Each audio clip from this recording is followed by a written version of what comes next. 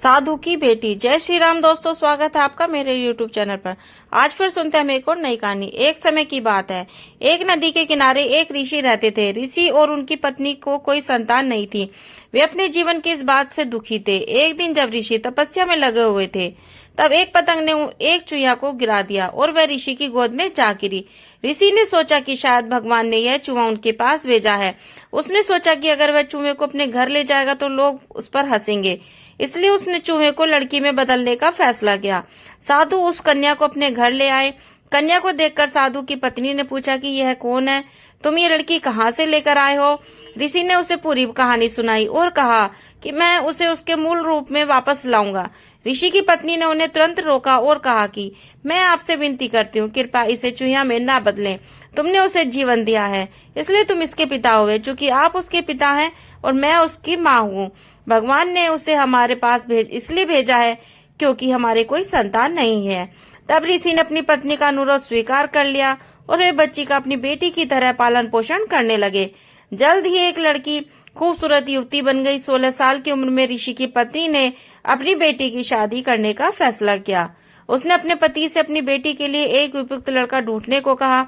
ऋषि को यह विचार पसंद आया और उन्होंने सुझाव दिया कि सूर्यदेव उनकी बेटी के लिए सबसे अच्छा रिश्ता बनाएंगे।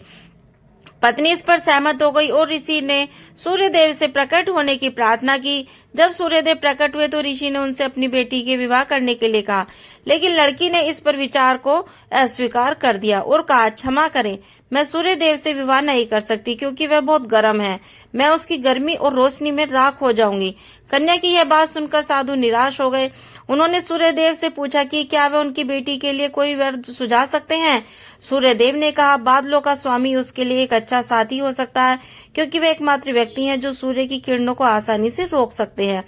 तब ऋषि ने बादलों के देवता को प्रकट होने की प्रार्थना की और उनसे अपनी बेटी से विवाह करने के लिए कहा, लेकिन लड़की ने एक बार प्रस्ताव को स्वीकार कर दिया और कहा कि मैं उसके जैसे काले व्यक्ति से शादी नहीं कर सकती। इसके अलावा मैं उसके द्वारा पैदा की जाने वाली गड़गड़ाहट से भी भयभीत हूँ। ऋषि एक बार फिर निराश हो गए और उन्होंने बादलों के भगवान से पूछा कि क्या वह संभावित दूल्हे का सुझाव दे सकते हैं। तब बादलों के देवता ने कहा कि पवन देवता उसके लिए एक संभावित जोड़ी ला सकते हैं क्योंकि वह मुझे आसानी से उड़ा सकते हैं। तब ऋषि ने पवन देवता से प्रकट होने की प्रार्थना की और उनसे अपनी बेटी से विवाह करने के लिए कहा। बेटी ने इस विचार को भी अस्वीकार कर दिया और कहा कि मैं पवन देवता जैसे कमजोर व्यक्ति से शादी नहीं कर सकती जो हमेशा हलचल मचाता रहता है। एक बार फिर ऋषि दुखी हुए और पवन देवता से कोई सुझाव देने को कहा।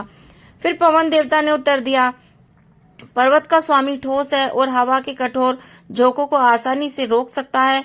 वह आपकी बेटी के लिए उपयुक्त रिश्ता बना सकता है। पवन देवता के दयालु सुझाव के अनुसार ऋषि पर्वत देवता के पास गए और उनसे अपनी बेटी से शादी करने के लिए कहा, लेकिन लड़की ने एक बार फिर प्रस्ताव को अस्वीकार कर दिया और कहा, मैं पहाड़ के भगवान से शादी नहीं कर सकती क्योंकि वह बहुत ठंडे दिल का है। उसने ऋषि से उसके लिए एक नरम कर वर खोजने के लिए कहा। ऋषि ने उसके लिए माउंटेन लॉर्ड से सुझाव मांगा।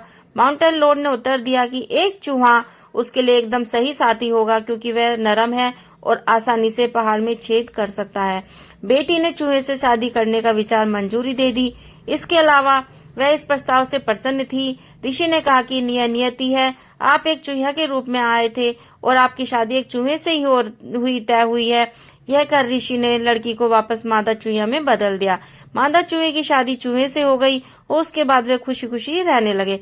शिक्षा दोस्तों, कथा का सार यही है कि हम बच्चों के लिए चाहे कितना भी खुशी चाह ले, लेकिन होता तो वही है जो उनके भाग्य में लिखा है क्योंकि भाग्य को कभी बदला नहीं जा सकता। तो थैंक्स फॉर वॉचिंग फ्रेंड्स। आशा करती हूँ मेरी वीडियो आपको पसंद आई होगी। तो प्लीज वीडियो को लाइक करें, चैनल को सब्सक्राइब करें और वीडियो को शेयर करें। बेल आइकन पर क्लिक करें ताकि मेरी नोटिफिकेशन आपको मिल जाए। Bye bye, please support me. Bye bye, take care.